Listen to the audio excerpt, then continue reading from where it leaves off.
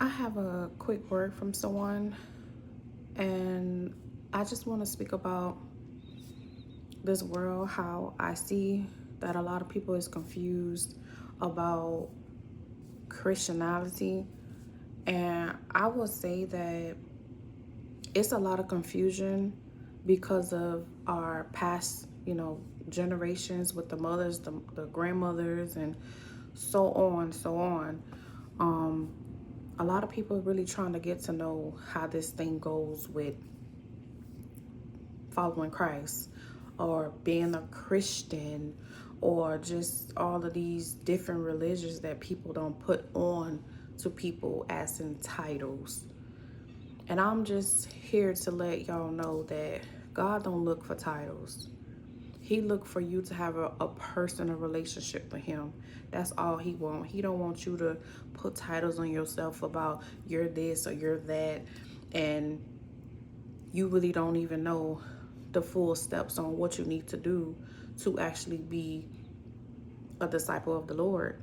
Because if you read your word, God didn't ever say Christians.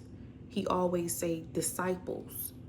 So we all here on this earth being a disciple for the Lord, as in that's your personal relationship with him.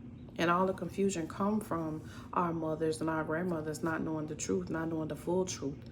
They just going by what people say and what they heard and what they think um, Christianity should be.